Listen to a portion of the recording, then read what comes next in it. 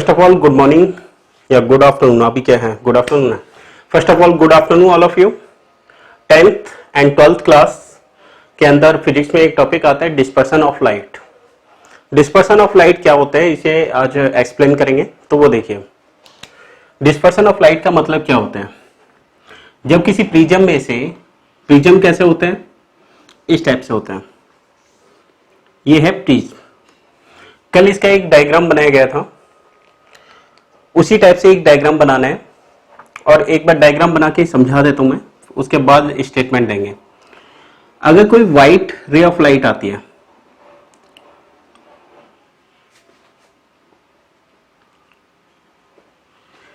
ये है white ray of light. ये बताओ, आपको पता है व्हाइट रे ऑफ लाइट में बहुत सारे कलर होते हैं।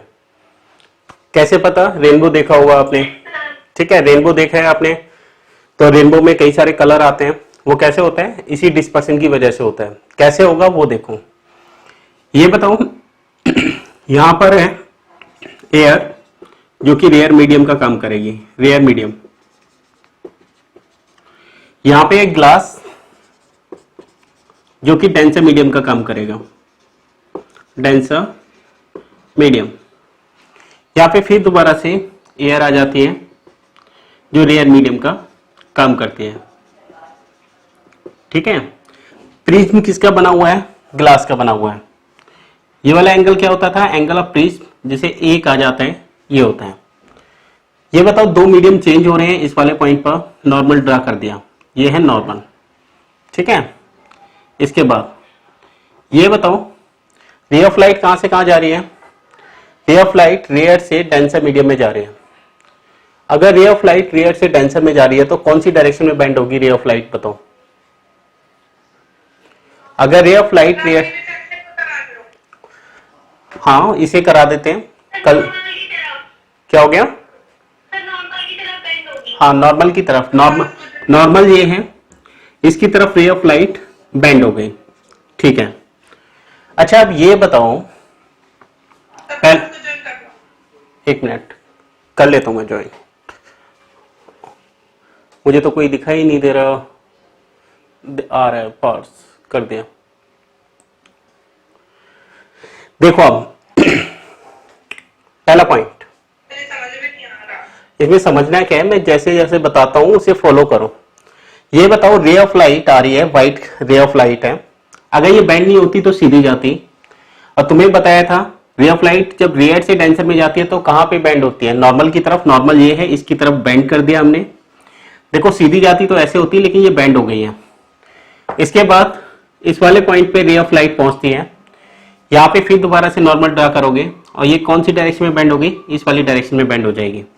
इसे पीछे की तरफ बढ़ाएंगे तो ये इस वाले पॉइंट पे मिल रही है, ठीक है। ये तो रूल है ना, बताए थे आपको, जब मीडियम चेंज होते हैं तो रे ऑफ लाइट के डायरेक्शन चेंज होती है। आपको बताया गया था रिफ्रैक्शन के अंदर जब एक मीडियम से दूसरे में रे ऑफ लाइट जाती है तो वो बेंड हो जाती है। ये तो बताया गया था आपको पहले, ठीक है, इसलिए बेंड हो गई। अब यहां पर देखो, ठीक है, अब आगे देखो। ये बताओ, आपने पढ़ा होगा जो व्हाइट रे ऑफ लाइट होती है उसपे 7 कलर होते हैं। 7 कलर होते हैं, तो इसका मतलब क्या हुआ, उनकी वेवलेंथ अलग अलग है। उसकी वेवलेंथ अलग अलग होने की वजह से इस टाइप से ये यहां से ही सेपरेट होना शुरू कर देंगे, अलग अलग। 1 2 3, कितने हो गए, 1 2 3 4 5 6 7, इस टाइप से। अब देखो, ये 7 कलर हो गए, इन्हें इस टाइप से यहां पे मिलाओ, इन दो पॉइंटों को मिलाओ ऐसे, ये वाला पॉइंट ऐसे, ये दो पॉइंट, ये दो पॉइंट, ये दो पॉइंट ऐसे। अब ध्यान से सुनना, ये बताओ ऊपर कौन सा कलर आता है, सबसे ऊपर कौन सा कलर आता है बताओ? रेड आता है ऊपर। हाँ, तो ये आता है VIBGYOR,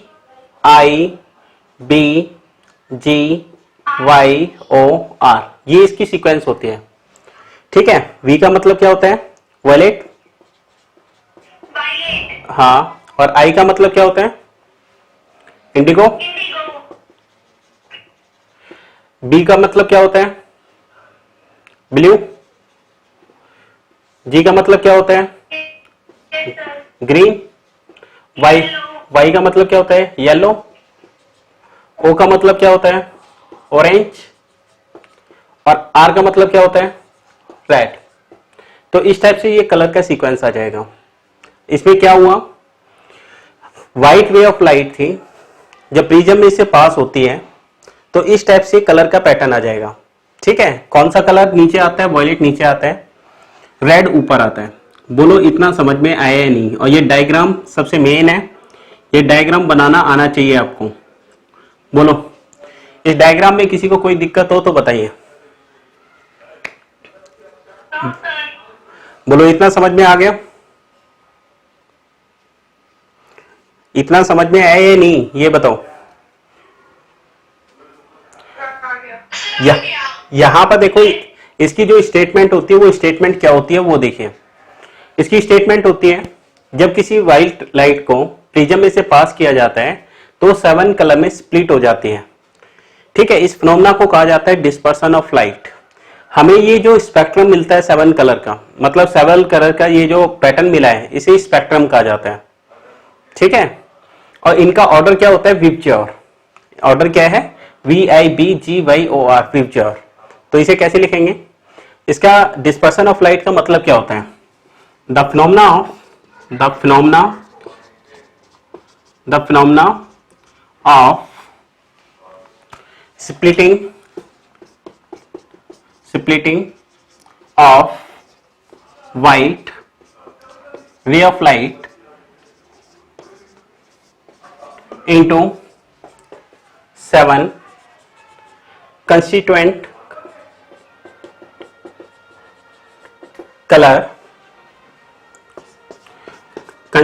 color when passed in prism is called dispersion of light. dispersion of light। Prism में से पास होने के बाद व्हाइट लाइट का 7 कलर में स्प्लिट हो जाना, ये क्या कहलाता है? डिस्पर्सन ऑफ लाइट कहलाता है। अब आपको ये ध्यान रखना है, ये एंगल डेल होता था यहां से लेके यहां तक। ठीक है, रेड कलर के लिए ये होगा डेल आर, और सबसे नीचे कौन सा कलर है? वॉयलेट। वॉयलेट कलर के लिए ये होगा डेल पी। ठीक है, अब यहां पे एक क्वेश्चन आता है, पहला तो ये ध्यान रखो, वॉयलेट कलर नीचे आएगा, रेड ऊपर आएगा। कलर का सीक्वेंस क्या होता है? VIBGYOR, ये कलर का सीक्वेंस है। ठीक है, इसे स्पेक्ट्रम भी बोल देते हैं। क्या बोल देते हैं इसे? स्पेक्ट्रम। यहां पर आपको ये पॉइंट याद रखना है कि वॉयलेट कलर नीचे आता है, रेड कलर ऊपर आता है। अब क्वेश्चन ये भी आ सकता है कि वॉयलेट कलर ही नीचे क्यों आया, रेड क्यों नहीं आ गए नीचे? तो उसका रीजन मैं अभी बताने वाला हूं। पहले एक काम करो, ये वाले पॉइंट नोट कर लो। इसमें किसी को कोई डाउट है, कुछ पूछना चाहता है तो बता दो अभी। बोलो जल्दी से, किसी को कोई डाउट है, कुछ पूछना है? बोलो क्लास। किसी को कोई डाउट हो, छोटा मोटा जो भी पूछना है बता दो अभी। हाँ बोलो बेटा, बोलोगे भी अब? ठीक है, इसे नोट करना है या मिटा दूं? नोट करना चाहते हो या रफ कर दूं इसे? बताओ जल्दी से। लिख लिया? ठीक, कर लिया? ठीक है, अब देखो, ये बताओ, क्वेश्चन बना के लिखो। इसे मिटा रहा हूं मैं। क्वेश्चन है,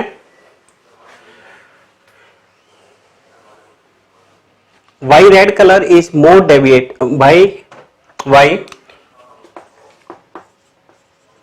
violet colour is more deviate than red colour. Violet colour red colour से ज्यादा डेविएट क्यों होता है? ठीक है, तो ध्यान से सुनो आप, इसका क्या रीजन होता है। इसे समझने के लिए आपको 2-3 पॉइंट समझने पड़ेंगे। कुछ फॉर्मूले बता रहा हूं जो आते तो 12th क्लास में है, लेकिन आपको उसकी वजह से रीजन याद रखना है। तो उन्हें याद कर लो तो बहुत अच्छी बात है, आगे भी याद करना पड़ेगा। अगर उन्हें याद नहीं कर पाते तो उनके रिजल्ट में थोड़ा बहुत ध्यान रखो, उससे रिलेट करके आप लिख सकते हो। तो क्या क्या फॉर्मूले हैं वो मैं लिख रहा हूं, वो देख लो एक बार। यहां पर देखो, डेल का फॉर्मूला होता है ए म्यू माइनस में 1। एक तो ये फॉर्मूला याद रखना है। म्यू रिफ्रैक्टिव इंडेक्स होता है, ए एंगल ऑफ प्रिज्म है जो यहां पर है, डेल का पता ही है तुम्हें, एंगल ऑफ डेविएशन है, कल बताया था। एक होता है कोची फॉर्मूला। कोची फॉर्मूला क्या होता है? ये एक थ्योरम होती है जिसके अकॉर्डिंग रिफ्रैक्टिव इंडेक्स होता है 1 + 1 upon lambda square plus 1 upon lambda की पावर 4, इस टाइप से आगे चलता जाता है। ठीक है, तो ये जो फॉर्मूला है ये 12th क्लास में आता है, याद हो जाए तो बेटर है, अगर नहीं होता तो कोई बात नहीं। अब यहां पर जो पूछा जा रहा है वो बताओ, रेड कलर और वायलेट कलर में से वेवलेंथ कौन से कलर की ज्यादा होती है? बोलो, वेवलेंथ कौन से कलर की ज्यादा होती है रेड और वायलेट में से? बताइए। रेड की वेवलेंथ सबसे हाँ, रेड की वेवलेंथ सबसे ज्यादा होती है। अगर रेड की वेवलेंथ सबसे ज्यादा है तो ये कोची फॉर्मूला का यूज करो। अगर ज्यादा वेवलेंथ से डिवाइड करेंगे तो रिफ्रैक्टिव इंडेक्स क्या आएगा? रेड और वायलेट में से किसका रिफ्रैक्टिव इंडेक्स बड़ा आएगा? क्या आएगा? दोबारा बोलो, ये बताओ। रेड की वेवलेंथ सबसे ज्यादा है, ये वैल्यू होती है बेटा, ये तो याद रखना पड़ेगा आपको। इनकी जो वेवलेंथ की वैल्यू होती है, न्यूमेरिकल वैल्यू होती है, उसे देख के हम बता रहे हैं कि वेवलेंथ ज्यादा होती है। अब मैंने तुम्हें बता दिया कि वेवलेंथ ज्यादा होती है, तो आपको याद रखना है कि ज्यादा होती है। ठीक है, कैसे ज्यादा होती है? इसकी वैल्यू जब फाइंड आउट करते हैं, टेबल लिखोगे, टेबल में वैल्यू देखोगे तो रेड की वेवलेंथ वायलेट से ज्यादा है। ठीक है, और कुछ बोलो। ठीक है, तो यहां पर देखो, अगर मैं ज्यादा वेवलेंथ से डिवाइड करूंगा, लैम्डा जिसका ज्यादा है उसका म्यू क्या आएगा? बोलो, कम आएगा ज्यादा आएगा? अगर ज्यादा बड़ी वैल्यू से डिवाइड करते हैं तो वैल्यू क्या आएगी? इनवर्सली प्रोपोर्शनल का मतलब क्या होता है भाई? अगर लैम्डा ज्यादा है, ज्यादा से डिवाइड करेंगे तो वैल्यू कम आती है, तो इसका मतलब है रिफ्रैक्टिव इंडेक्स रेड का कम आएगा और वायलेट का बड़ा आएगा। एक फार्मूला अभी अभी आपको बताया गया था, डेल का फार्मूला क्या होता है? ए म्यू माइनस में 1। अच्छा ये बताओ, ए सारे कलर के लिए सेम है, म्यू जिसका ज्यादा आएगा उसका डेल बड़ा आएगा, तो रेड और वायलेट में से डेल किसका बड़ा आना चाहिए? देख के बताओ, जिसका म्यू बड़ा है उसका डेल बड़ा है। बोलो, इन दोनों कलर में से किसका डेल बड़ा आ रहा है? बताइए, देख के बताओ। अरे सामने ही तो लिखा हुआ है रिफ्रैक्टिव इंडेक्स, ये वाली वैल्यू तो देखो मत, क्योंकि दोनों के लिए सेम है। म्यू किसका बड़ा है? रेड का बड़ा है या वायलेट का? वायलेट का बड़ा है, तो डेल किसका बड़ा आएगा? वायलेट का बड़ा आएगा। अब ये बताओ, डेल, डेल का मतलब है ये डेविएशन। अगर ये एंगल वायलेट का बड़ा है तो वो वायलेट ही तो नीचे जाएगा, तो इसीलिए वायलेट कलर रेड कलर से ज्यादा डेविएट होता है। डेल का मतलब क्या होता है? Angle of deviation. एंगल जितना बड़ा होगा वो उतना ही तो नीचे की तरफ बेंड होगा, तो सबसे ज्यादा बेंड कौन सा कलर हुआ? वायलेट कलर हुआ। तो ये वाला पॉइंट समझ में आया है या नहीं, ये बताओ। ये आ गया? ये पॉइंट आपको लैंग्वेज बना के लिखना है, ये वाला पॉइंट आपको लैंग्वेज बना के लिखना है। लैंग्वेज कैसे बनाओगे वो देखो। क्वेश्चन तो ये हो गया। सबसे पहले आप लिखोगे wavelength of red colour is larger than the wavelength of violet colour. मैं बोल रहा हूं, लिखो उसे, कॉपी निकाल लो, लिख लो जो बोला जा रहा है। बोलो अब, क्लास पहला पॉइंट लिखो, wavelength of red colour is larger than wavelength of violet colour. Wavelength of red color is larger than wavelength of violet color. लिख लिया?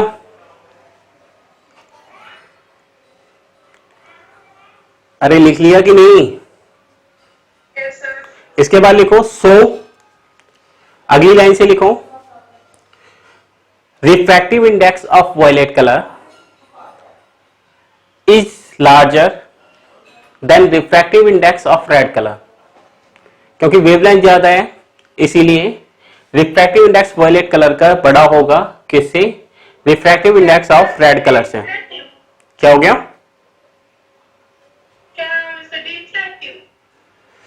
दोबारा से देखो, ये वाला पॉइंट लिखने के बाद लिखो so refractive index of violet colour, so refractive index of violet color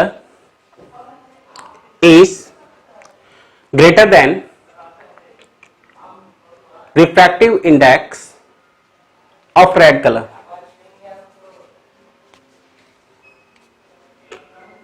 Refractive index of red color. अगली लाइन में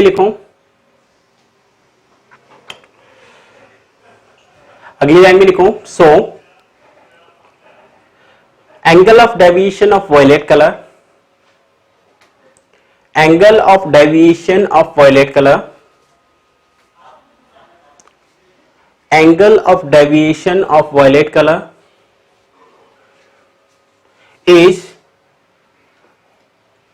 greater than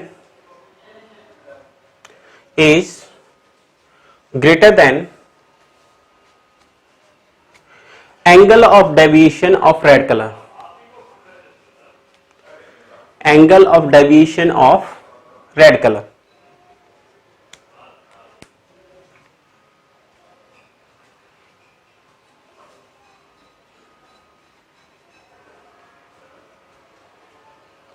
बोलो इतना समझ में आया या नहीं? ये वाले सारे पॉइंट समझ में आ गए? ठीक है, तो आपको करना क्या है, आज के टॉपिक में ये डायग्राम बना के देख लेना और ये वाले पॉइंट्स यहां तक तैयार कर लो. आज इतना ही पढ़ेंगे, इसमें बहुत है आज. आज इतना ही याद कर लो, नहीं तो अकेला फिजिक्स नहीं पढ़ना, फिजिक्स का और भी मतलब साइंस का और भी पोर्शन पढ़ना होता है तुम्हें. ठीक है, आज के लिए हम इतना ही पढ़ रहे हैं, बाकी अगले लेक्चर में कवर करेंगे हम.